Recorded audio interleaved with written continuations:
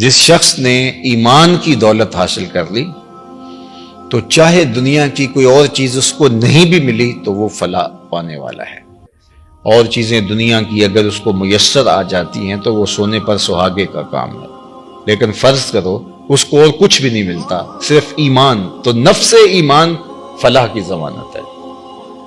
اسود الرائی، رائی عربی میں کہتے ہیں چرواہے کو، اسود کہتے ہیں کالے رنگ کو۔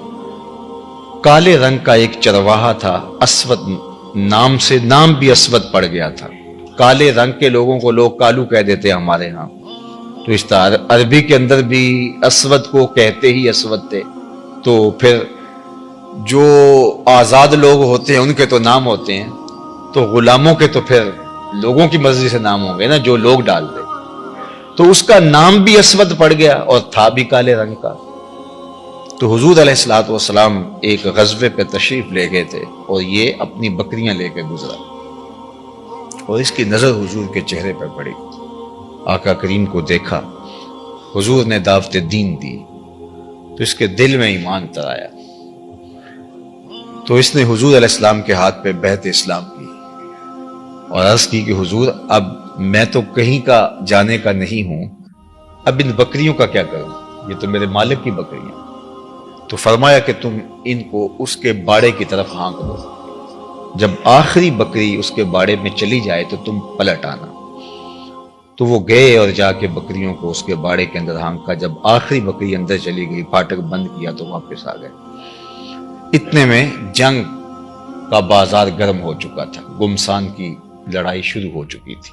تو یہ آئے اور میدان عمل میں کود پڑے، اور بکریاں چرانے والے تھے، بے جگری کے ساتھ جو ہے وہ لڑے، پوری ہمت کے ساتھ آگے بڑھے، لیکن دشمن کی تلوار نے ان کو کاٹ کے رکھ دیا۔ خیر جنگ ختم ہوئی تو جب لاشوں کو اٹھایا جانے لگا تو اسود رائی کی لاش بھی پڑی ہوئی تھی۔ تو اللہ کے محبوب علیہ السلام نے جو ارشاد فرمایا اس کا مفہوم یہ ہے کہ یہ شخص ہے جس نے کوئی نماز نہیں پڑھی، کوئی روزہ نہیں رکھا، کوئی زکوٰۃ نہیں دی، کوئی حج نہیں کیا، یہ آیا اور سیدھا جنت کا دروازہ کھلا تھا، اندر چلا گیا۔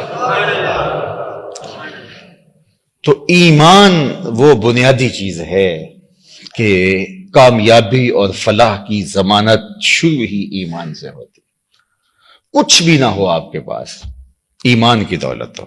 اللہ اکبر۔ اور یہ ایمان ہمیں کسی قیمت سے نہیں ملتا، یہ اللہ کی توفیق سے ملتا ہے۔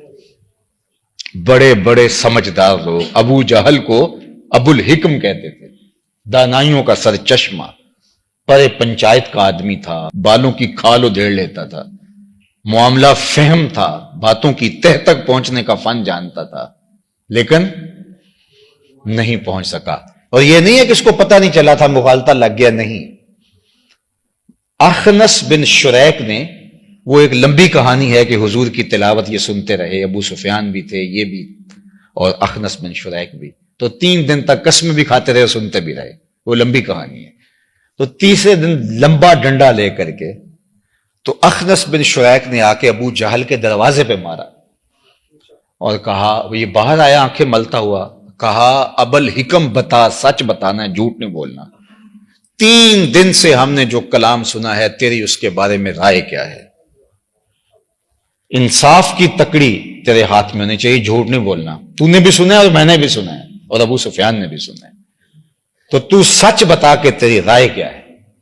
تو ابو جہل ڈنڈی تو نہیں مار سکتا تھا، اس نے پھر کیا کہا؟ اس نے کہا اخنس، رفادہ اور سقایا یہ تو پہلے ہی بنو ہاشم کے پاس ہے، یعنی یہ 2 عزتیں تو پہلے ہی ان کے پاس ہیں، اور اگر نبوت بھی اس گھر کی مان لیں تو پھر ہمارے پلے کیا رہا، ہماری چودر تو گئی۔